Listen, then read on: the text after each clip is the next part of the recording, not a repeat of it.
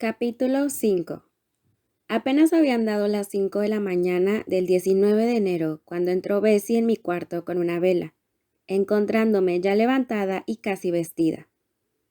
Me había levantado media hora antes de su llegada y me había lavado la cara y vestido a la luz de la media luna, cuyos rayos se filtraban a través de la estrecha ventana que estaba junto a mi cama. Iba a salir de Gateshead aquel día en una diligencia que pasaba ante la portería a las 6. Bessie era la única persona que se había levantado. Había encendido el fuego del cuarto de los niños, donde se dispuso a prepararme el desayuno. Hay pocos niños capaces de comer cuando están nerviosos por la idea de un viaje, y yo tampoco pude. Habiendo insistido en vano para que tomase unas cucharadas de la leche hervida con pan que me había preparado, Bessie envolvió en papel unas galletas, que puso en mi bolsa. Me ayudó a ponerme la pelliza y el sombrero. Se cubrió con un chal y salimos ambas del cuarto. Cuando pasamos delante de la habitación de la señora Reed, me preguntó: ¿Quiere entrar a despedirse de la señora? No, Bessie. Ella vino a mi cuarto anoche cuando habías bajado a cenar, y me dijo que no hacía falta despertarla a ella ni a mis primos por la mañana, y que recordara que siempre había sido mi mejor amiga, y que por esto siempre hablara bien de ella y le estuviera agradecida. ¿Qué dijo usted, señorita? Nada, me tapé la cara con las mantas y me volví hacia la pared.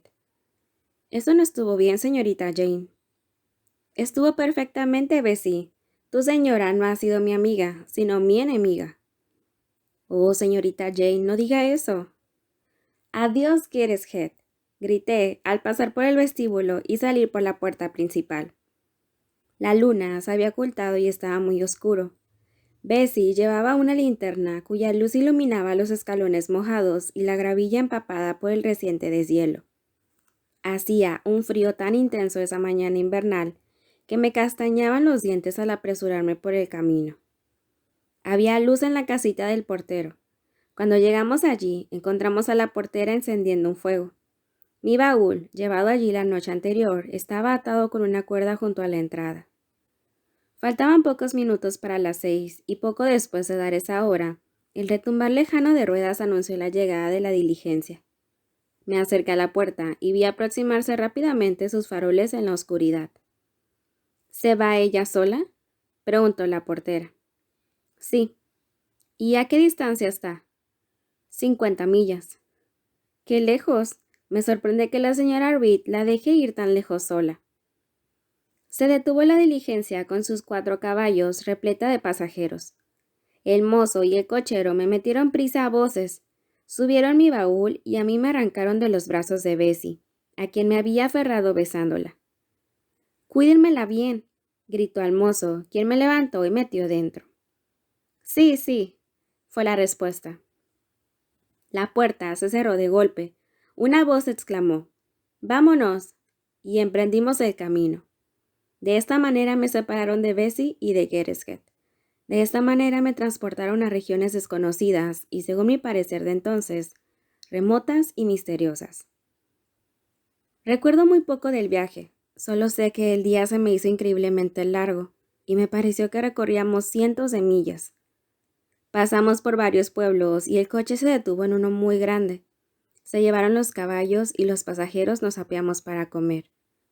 Me llevaron a una posada, donde el mozo quiso que comiese algo. Como no tenía apetito, me depositó en una sala enorme con una chimenea en cada extremo, una araña de luces colgando del techo y una balconada roja en lo alto de la pared, llena de instrumentos musicales. Estuve deambulando un rato, sintiéndome muy rara y con un miedo desmedido de que entrase alguien para secuestrarme, pues creía en la existencia de secuestradores por haber oído relatar muchas veces sus hazañas en los cuentos de Bessie junto al fuego. Por fin regresó el mozo y me volví a embarcar en la diligencia. Luego mi protector subió a su propio asiento, tocó su cuerno hueco y nos alejamos por las calles empedradas. Por la tarde llovió y hubo algo de neblina. Con la llegada del crepúsculo empecé a tener la sensación de estar lejísimos de Gateshead. Ya no atravesábamos pueblos y el paisaje era diferente. Se erguían grandes colinas grises en el horizonte. Al caer la noche, Bajamos por un valle ensombrecido por los bosques que lo rodeaban, y mucho después de que la noche hubiera oscurecido del todo, el paisaje, oí crujir los árboles, sacudidos por un viento fuerte. Arrullada por este sonido, me quedé dormida por fin. No llevaba mucho tiempo durmiendo cuando me despertó el cese del movimiento. La puerta se abrió y vi, a la luz de los faroles, el rostro y la ropa de una persona con aspecto de criada. ¿Hay aquí una niña llamada Jane Eyre?, preguntó. Contesté que sí. Me sacaron, bajaron mi baúl y la diligencia se alejó en el acto. Estaba entumecida de estar sentada tanto tiempo y aturdida por los ruidos y movimientos del coche. Reponiéndome, miré alrededor.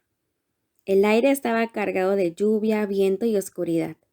Sin embargo, divisé ante mí un muro con una puerta abierta, por la que pasé con mi nueva guía, quien la cerró con llave a nuestras espaldas. Ahora se vislumbraba una casa, o casas, porque el edificio tenía una gran extensión, con muchas ventanas, algunas de las cuales tenían luz. Anduvimos por un ancho sendero lleno de charcos y cubierto de piedrecillas, y entramos en la casa por una puerta. La criada me llevó por un pasillo hasta un aposento con chimenea, donde me dejó sola.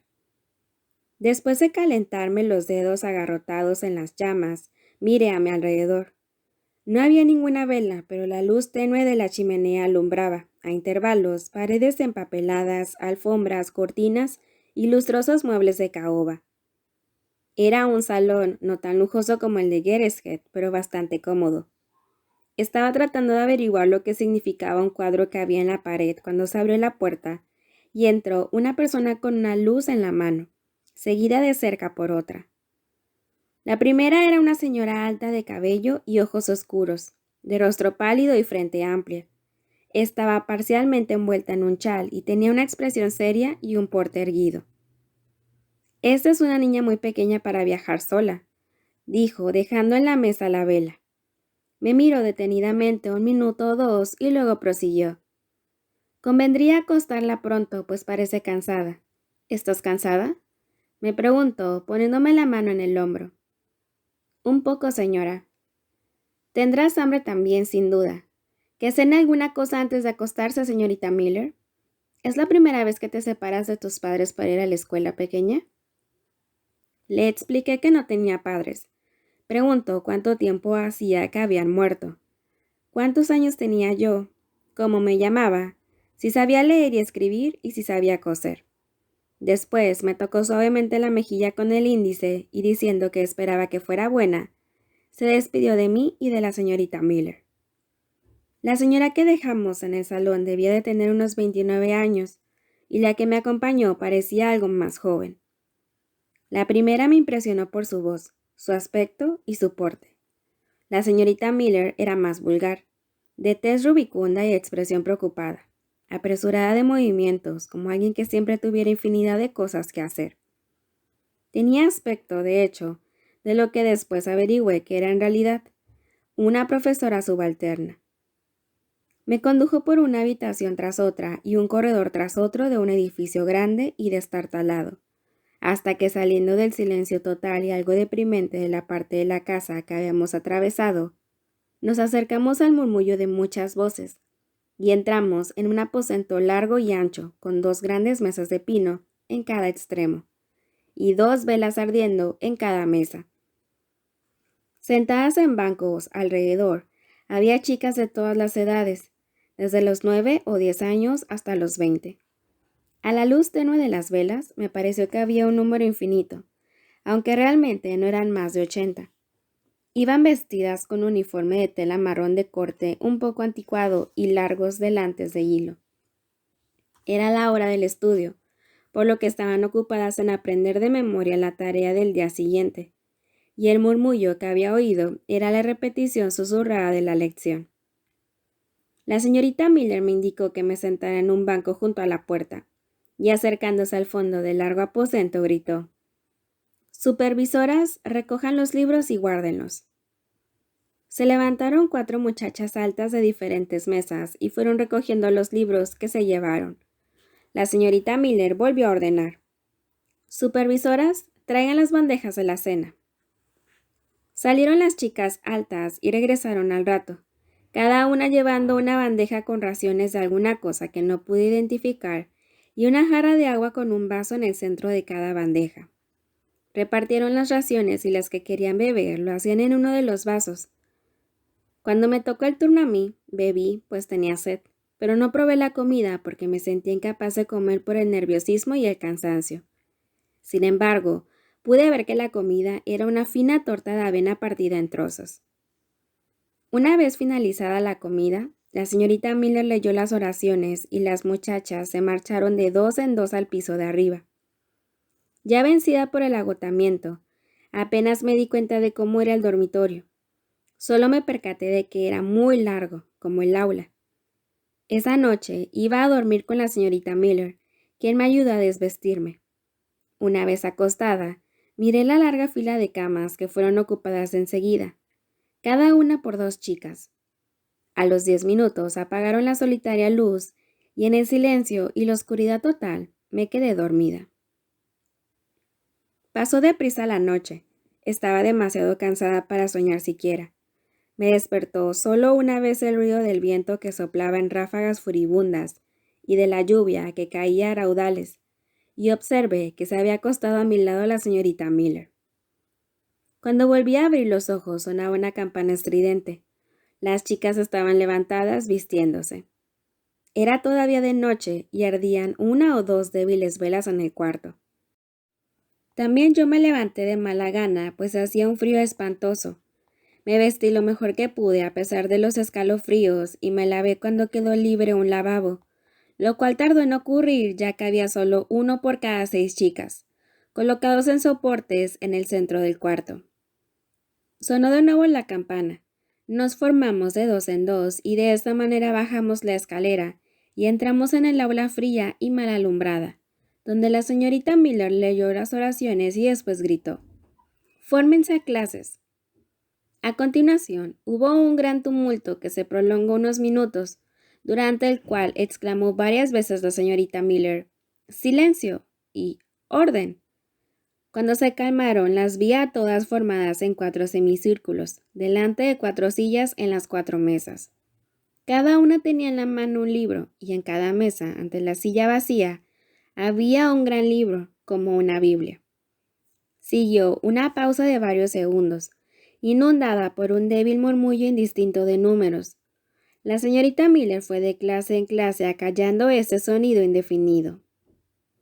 A lo lejos, se oyó el tintineo de una campana y entraron 3 señoras que se dirigieron a las mesas y se sentaron.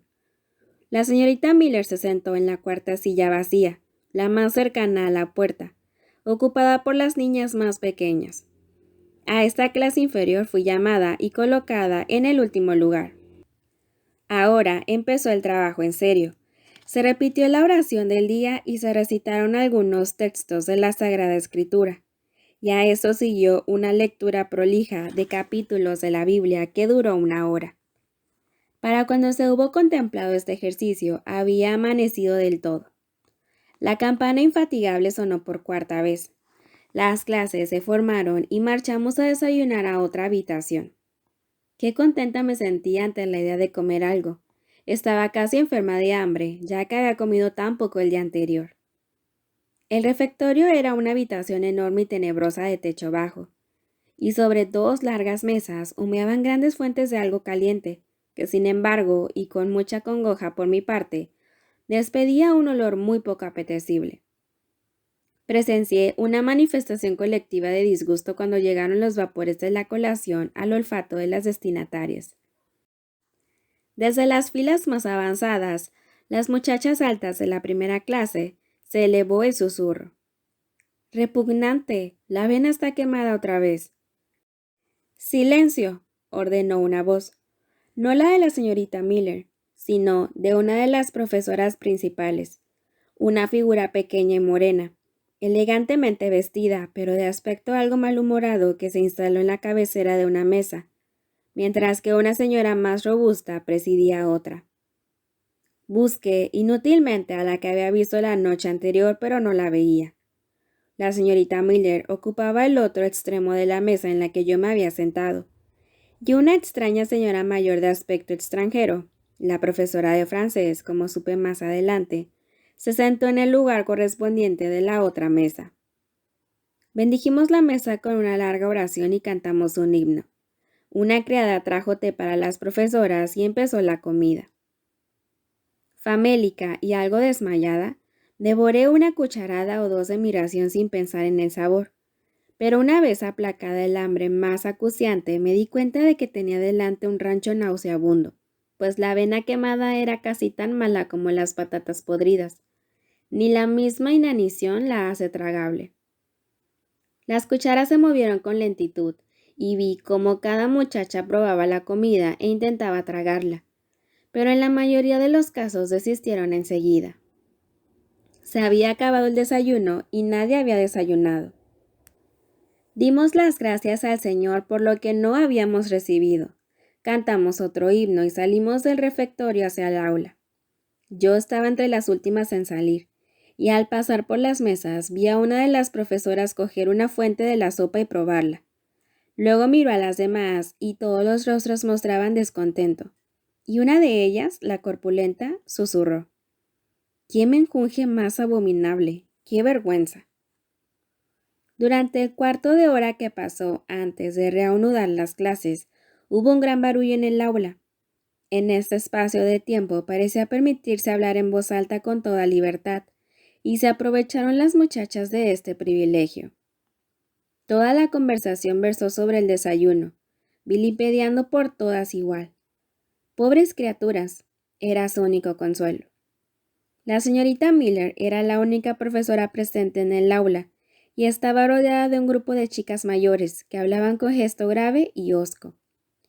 Oí a algunos labios pronunciar el nombre del señor Brockleshurst, lo que provocó que la señorita Miller moviera la cabeza con desaprobación.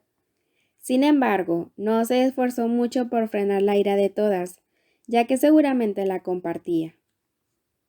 Un reloj dio las 9, y la señorita Miller salió del círculo que la rodeaba para ponerse en el centro de la habitación, donde gritó: «¡Silencio! ¡A sus sitios!». Se impuso la disciplina. A los 5 minutos, el alboroto confuso se convirtió en orden, y un silencio relativo tomó el lugar del clamor de voces. Las profesoras principales tomaron sus puestos puntualmente, pero aún había una sensación de espera. Distribuidas en bancos en los lados de la habitación, inmóviles y erguidas, estaban las 80 muchachas. Formaban un grupo singular con su cabello retirado de las caras, sin un rizo a la vista, sus vestidos marrones cerrados hasta el cuello, rodeado de una estrecha pañoleta, sus faltriqueras de hilo, parecidas a las bolsas de los escoceses, atadas delante de sus vestidos, haciendo las veces de costureros, sus medias de lana y zapatos rústicos abrochados con hebillas de latón. Más de 20 de las así vestidas eran muchachas crecidas, o mejor dicho, mujeres, y no les sentaba bien el uniforme, que hacía que incluso las más guapas tuviesen un aspecto extraño.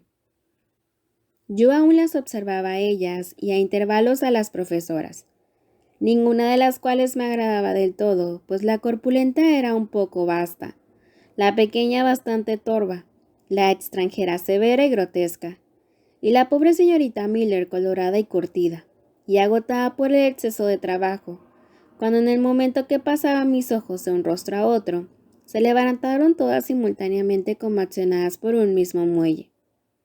¿Qué ocurría? ¿Cómo no había oído ninguna orden? ¿Estaba tan desconcertada? Antes de recuperarme, se sentaron de nuevo y como vi que todos los ojos se dirigían a un mismo punto, miré también hacia allí y vi a la persona que me había recibido la noche anterior. Estaba de pie al fondo de la larga habitación, junto a una de las chimeneas que ardían en los dos extremos, examinando gravemente, en silencio, las dos filas de muchachas. La señorita Miller se acercó a ella. Pareció hacerle una pregunta y tras recibir la respuesta, regresó a su sitio y dijo en voz alta: «Supervisora de la primera clase, ve por los globos terráqueos». Mientras se acataba su orden, la señora consultada por la señorita Miller caminó lentamente por la habitación. Supongo que debo de estar dotada de una gran capacidad de veneración, pues aún recuerdo la sensación de admiración con la que seguí sus pasos. Vista a plena luz del día, era alta, rubia y de formas armoniosas. Los ojos oscuros de mirada benévola, rodeados de largas pestañas, aliviaban la palidez de su amplia frente. Su cabello castaño oscuro estaba recogido en rizos abiertos en las sienes, según la moda de aquel entonces, en que no se estilaban ni bandas lisas ni tirabuzones largos. Su vestido, también de la moda de la época, era de paño morado, adornado con una especie de remate español de terciopelo negro. En su cintura brillaba un reloj de oro. Los relojes eran menos corrientes entonces que ahora. Para completar el cuadro, que el lector añada facciones refinadas, un cutis pálido y transparente y un porte elegante. Y así será la idea más fiel del aspecto de la señorita Temple, que las palabras pueden dar. Después supe que su nombre de pila era María, pues lo vi escrito en un devionario que me dejaron para ir a la iglesia. La directora de Lockwood, pues este era el cargo de esta señora, se sentó ante dos globos terráqueos que estaban colocados en una de las mesas. Congregó a la primera clase a su alrededor y comenzó a impartir una lección de geografía. Las clases inferiores también fueron convocadas por sus profesoras y durante una hora se sucedieron las lecciones de historia y gramática, seguidas por otras de caligrafía y aritmética, y lecciones de música impartidas por la señorita Temple a algunas de las muchachas mayores. La duración de las lecciones era regida por el reloj, que por fin dio las 12. Se levantó la directora y dijo: «Tengo unas palabras que dirigir a las alumnas». Se había producido cierto alboroto al cesar las lecciones, pero se apagó con el sonido de su voz y prosiguió: «Esta mañana les he servido un desayuno que no han podido comer, y deben de tener hambre, por lo que he mandado preparar un almuerzo de pan con queso para todas». Las profesoras la miraron con algo de sorpresa. «Yo asumo la responsabilidad», añadió, a modo de explicación para estas, e inmediatamente abandonó la habitación. Poco después, se repartió el almuerzo para deleite de todas las alumnas y se nos ordenó: «Al jardín». Cada una se puso un sombrero de tosca paja con cintas de pescal de colores y una capa de paño gris. Yo me equipé del mismo modo y me dirigí afuera con todas las demás. El jardín era amplio, rodeado de un muro tan alto que ocultaba cualquier vista del exterior. A un lado había un pórtico cubierto y unos senderos anchos bordeaban los muchos parterres del centro, cada uno de los cuales era asignado a una alumna para que lo cultivara. Sin duda, estaría muy bonito en la época de las flores, pero en esas fechas de finales de enero, todo era desolación y podredumbre invernal. Me estremecí al mirar a mi alrededor. El día era poco propicio para el ejercicio a la intemperie. No llovía, pero todo estaba ensombrecido por una niebla amarillenta, y el suelo todavía rezumaba humedad por las lluvias del día anterior. Las muchachas más fuertes correteaban y jugaban, pero otras, pálidas y delgadas, buscaron refugio y calor en el pórtico. Y mientras la espesa niebla les calaba hasta los huesos y las hacía tiritar, oía a varias toser repetidamente. Hasta el momento no me habían dirigido la palabra, ni parecían verme. Estaba sola, pero estaba acostumbrada a la sensación de aislamiento, y no me abrumé. Me apoyé en una de las columnas del pórtico. Me envolví en mi capa e, intentando olvidarme del frío que me atormentaba por fuera y el hambre que me roía por dentro, me dediqué a la tarea de observar y pensar. No merecen mención mis reflexiones, por indefinidas y rudimentarias. Apenas sabía dónde estaba. Kereshead y mi vida pasada parecían perdidos en lontananza. El presente era vago y extraño, y no me podía imaginar el futuro. Miré el jardín, que parecía de convento, y luego la casa, un edificio grande, la mitad vieja y gris y la otra mitad nueva. La parte nueva, que contenía el aula y el dormitorio, tenía ventanas con celosías y parteluces, que le daban aspecto de iglesia. Encima de la puerta había una lápida con la leyenda: Institución Lockwood, Esta parte fue reconstruida en el año por Naomi Broletshore, de Broletshore Hall, de este condado. Brille de tal modo vuestra luz delante de los hombres que vean vuestras obras buenas y glorifiquen a vuestro Padre que está en los cielos. Mateo 5:16.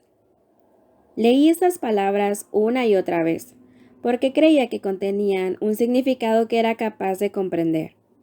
Todavía me estaba preguntando qué querría decir institución, e intentando descubrir la conexión entre las primeras palabras y el versículo de las Sagradas Escrituras, cuando el sonido de una tos a mis espaldas me hizo volver la cabeza.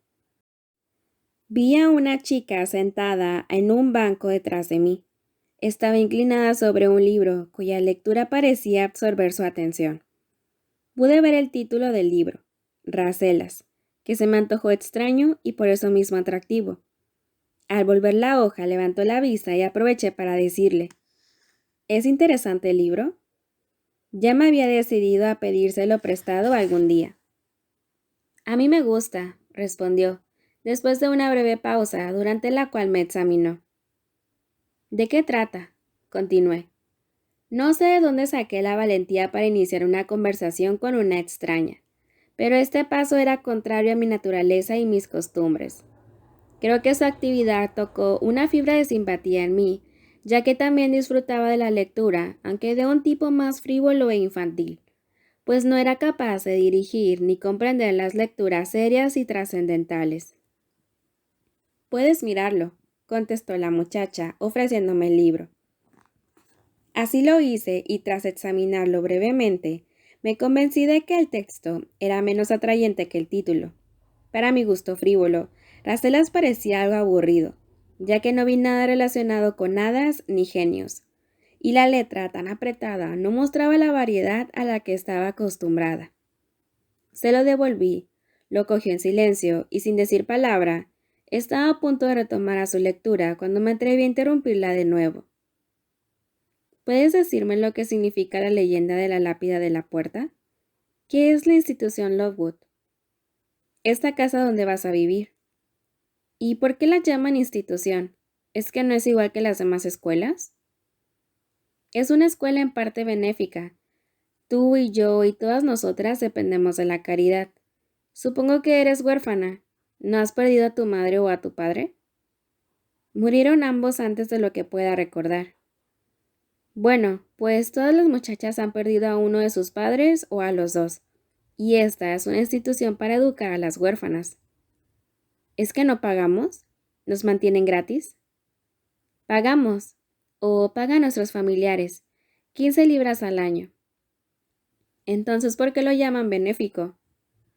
Porque 15 libras no son suficientes para la manutención y la enseñanza, y el resto lo cubren las donaciones. ¿Quién hace las donaciones? Diversas damas y caballeros caritativos de esta zona y de Londres. ¿Quién fue Naomi Broletshore? La señora que edificó la parte nueva de la casa, tal como pone la lápida, cuyo hijo la supervisa y administra ahora. ¿Por qué? Porque es el tesorero y administrador del establecimiento. Entonces, ¿la casa no es de la señora del reloj, que ordenó que comiéramos pan y queso? ¿De la señorita Temple? No, ojalá fuera así. Ella tiene que justificarse ante el señor Broletshore por todo lo que hace. ¿Él vive aquí? No, vive en una casa grande, a 2 millas de aquí. ¿Es un buen hombre? Es clérigo, y se dice que hace muchas buenas obras. ¿Y has dicho que la señora alta se llama señorita Temple? Sí. ¿Cómo se llaman las otras profesoras? La de la cara colorada se llama señorita Smith, y supervisa el trabajo y corta los vestidos y pellizas, pues hacemos nuestra propia ropa. La pequeñita de pelo negro es la señorita Scatcher, quien enseña historia y gramática y repasa la lección de la segunda clase. Y la del chal, que lleva un pañuelo atado con una cinta amarilla, es Madame Pierrot, de Lisle, Francia, y enseña francés. ¿Te gustan las profesoras? Sí, bastante. ¿Te gusta la pequeñita morena y la Madame? No sé pronunciar su nombre como tú. La señorita Scatcher es impaciente y debes tener cuidado de no ofenderla. Y Madame Pierrot no es mala persona. Pero la señorita Temple es la mejor, ¿verdad? La señorita Temple es muy buena e inteligente. Está muy por encima de las demás porque sabe mucho más que ellas. ¿Tú llevas mucho tiempo aquí? 2 años. ¿Eres huérfana? Mi madre se murió. ¿Eres feliz aquí? Haces demasiadas preguntas. Ya te he contestado bastantes y ahora quiero leer. Pero en ese momento sonó la campana anunciando la comida y entramos todas. El olor que llenaba el refectorio no era mucho más apetecible que el que nos había deleitado por la mañana. Sirvieron la comida en 2 fuentes enormes de hojalata, que expendían un vaho con fuerte olor a cebo rancio. Descubrí que el rancho consistía en un guiso de patatas mezcladas con extrañas tiras de carne rancia. Distribuyeron un plato bastante abundante de este menjunje a cada alumna. Comí lo que pude y me pregunté si comeríamos igual todos los días. Inmediatamente después de comer, nos trasladamos al aula donde se reanudaron las lecciones que siguieron hasta las 5. El único suceso interesante de la tarde fue que vi cómo la chica con la que había hablado en el pórtico fue expulsada de la clase de historia por la señorita Scatcher, quien la mandó a ponerse en el centro de la gran aula. El castigo me pareció extremadamente degradante, en especial para una chica tan mayor, pues debía de tener 13 años o más. Esperaba que mostrara señales de aflicción y vergüenza, pero me sorprendió que no llorase ni se ruborizase. Se quedó de pie, seria y tranquila, blanco de todos los ojos. ¿Cómo puede soportarlo con tanta serenidad?, me pregunté. Yo, en su lugar, quisiera que se me tragara la tierra, pero ella parece pensar en cosas más allá del castigo y de su situación, en algo lejano que no se ve. He oído hablar de soñar despierto. ¿Será eso lo que le sucede? Sus ojos miran el suelo, pero estoy segura de que no lo ve. Parece mirar hacia adentro, en su corazón. Creo que mira sus recuerdos, no lo que tiene delante. Me pregunto qué clase de chica es, si buena o mala. Poco después de las 5 tomamos otra colación, que consistió en una pequeña taza de café y media rebanada de pan moreno. Devoré el pan y tragué el café con fruición, pero había comido otro tanto, ya que tenía hambre aún. Luego hubo media hora de recreo y después estudio, seguido del vaso de agua y el trozo de torta de avena, las oraciones y la cama. Así transcurrió mi primer día en Lockwood.